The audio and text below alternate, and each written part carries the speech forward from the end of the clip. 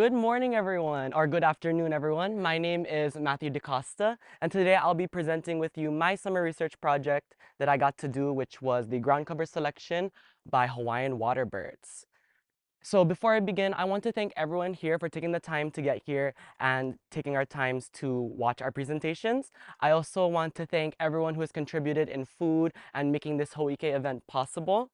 I also acknowledge my mentor, Dr. Melissa Price, our EU directors, Kiana Frank and Matt Medeiros, for a wonderful summer, and as well as my cohort and organizations like Kō'ula, DOFA, and DLNR for using the site that we did fieldwork at. To start off with, cultivation of the land through native Hawaiian practices have been practiced for hundreds of years, since Hanabata days. And what we learned from our kapuna is that farming within these wetlands, Hawaiians have preserved native waterbird habitats, and organizations like Kō'ula share these spaces with waterbirds in order to share a coexistence. Waterbird wetlands are spatially dynamic systems, and what I mean by that is that they can change regarding the hour, day, or month in regards to ground cover. This happens from important factors like tidal flow, flooding, humidity, temperature, and precipitation, and these make wetlands challenging places to do research within. Waterbird habitat use is determined by the use of where they can find food, avoid predators, and also nesting. These competitions are also correlated with the ground covers of vegetation, water, and bare ground. And over my summer, I've got to observe many species throughout the 3-month study period, and have seen that cover selection likely varies among species depending on their diets, avoidance of predators, and nesting requirements. But most studies to date have been mostly studying nest site selection or breeding habitats, while they haven't really focused on overall ground cover preference. Further, given how variable ground cover is in wetlands, there weren't great tools to match a habitat use to the available habitat at a given time. Species I found in my study, there was the oku'u, back-crowned night heron, alaikeokeo, Hawaiian coot, alaiula, Hawaiian gallinal, the ai'o, Hawaiian stilt, Kōlea, Pacific golden plover, and the koloa maoli, which is the Hawaiian duck. These studies to date were based on visual surveys of the birds and surveys of habitat characteristics, such as vegetation height, density, or water depth, rather than overall ground cover preference. So we can see that IO will prefer less vegetation canopy, height, and cover, and prefer more water areas. Alaiula will prefer more vegetation height and density, less vegetation cover, and more water within wetland areas. We see that oku'u are shorebirds, so they will be mostly near shorelines, near vegetation. However, they do need more water to stock prey for fishing, and wade about into waters about 8 inches. The koloa prefer to nest in vegetation on the edges of water. They prefer more vegetation like limo and algae that can be found in cultivated taro patches, and this would likely be seen as a preference for more water to feed within. The alaikeokeo is similar to the alaiula, where they will see more vegetation canopy height and cover. However, they are secretive because they are secretive to potential predators. However, avoidance of predators and feeding within the water, that will add preference towards water, because water is such a advantageous factor within the wildlife. Kōlea are shorebirds as well. However, you will see them prefer rock, land, and grass communities. However, we will see them for a preference of more vegetation and more bare ground. My hypothesis stands where I want to see which ground cover types, bare ground, water, and vegetation, are used often about these waterbird species within these wetlands, and does habitat use defined as ground cover differ among waterbird species like the 6 I have included, considering their availability. My hypothesis stands where IO will prefer ground cover with less vegetation, more bare ground, and more water. The species Koloa, alaikeokeo, alaiula, and oku'u will prefer areas with more water, and Kōlea will prefer areas with more vegetation ground cover. My study took place at a state wildlife refuge on the island of Oahu in the moku of Ko'olapoko in the Ahupua'a of Kailua's eastern region. Specifically, my study took place at Hāmākua Wildlife Sanctuary, which is about 19 hectares and is adjacent to an urbanized area of eastern Kailua.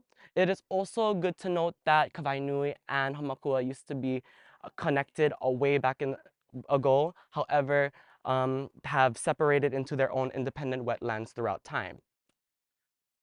I'm going to give you a brief overview of my methods and then I'll go into more details step by step. But we're going to start off with, first we collected photos of the bird's habitat use. Then we identified photos that had birds within them. Next, we identified these birds on characteristics like color and size. And once that happened, in photos with birds, we quantified the proportion of ground cover that was vegetation, water, and bare ground. And finally, we ran statistical analysis on the bird's habitat use. We randomly selected points throughout the wetland to place 30 cameras using GIS software, just so that no bias was added. Camera data showed that 30 kilo cameras were mounted on 6-meter tall poles, taking pictures of about 1 photo per hour in the months of March 1st to May 31st. The ground cover in each photo captures an area of 18 meters square of the ground cover. And this is what it usually looks like of the photo image and a species within them. During the 3-month study period, 52,850 photos were analyzed and taken. And of these photos, 897 photos had animals in them. So now, if you just squint your eyes a little bit, you can maybe see those birds within these photos. However, I gave you such labels and indications of where these birds are. And this was just examples of what I've done over the summer.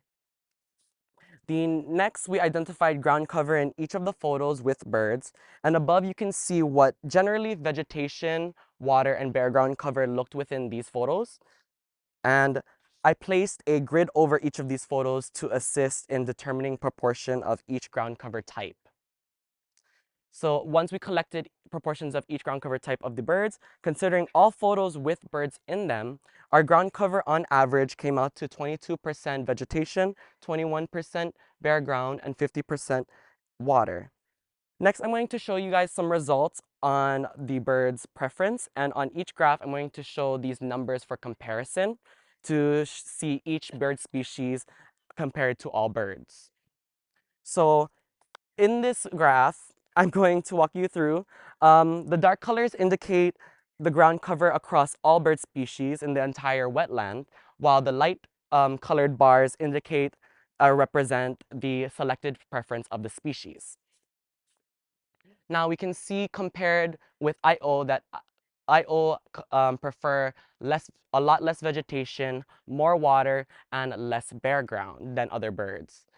Alaikeo will show a lot less vegetation, more water, and less bare ground than other birds as well. Alaiula show a fairly different appeal where they are, the vegetation and water coverages are a bit greater than or equal to the entire distribution and has slightly less bare ground. However, you can predict that Alaiula are trying to find places within the wetland that are similar to the distribution of ground cover within the entire wetland. With Koloa Mo'oli, we can see that they prefer less vegetation, more water, and less bare ground. Auku'u came out different with a less vegetation, more water, and a lot less bare ground. And finally, the Kōlea, which showed a different approach than most of the birds, showed a selection of less vegetation, less water, and more bare ground. I'm going to briefly show you all these graphs together so we can compare among species. And overall, you can see that the importance of water carries out through most of these species. And you can see that Kōlea and all others, Kōlea has a difference between the other species depending on bare ground. In summary, I want to note that all species except Kōlea prefer areas with more water compared to other cover types, and I'll note that water depth and vegetation height preferences likely differ among these species, but within this study, we did not evaluate these characteristics. So in conclusion, our studies have showed that the importance of water across waterbirds is important a point of concern, given the recent drought conditions happening, unlike today though. But with drier conditions come with more management within the wetlands and promote water pumps to fully maintain water levels within wetlands, and organizations such as DOFA and DLNR help management of native waterbird species and will need to maintain habitat heterogeneity to support multiple species population. In our next steps of our study, we want to show data using timestamps through our study period at the given hour the photo was taken. We also want to show the influence of other species cover type selections. And also we want to research and analyze water depth to further support the importance of water type covers. Mahalo nui again for listening. Thank you.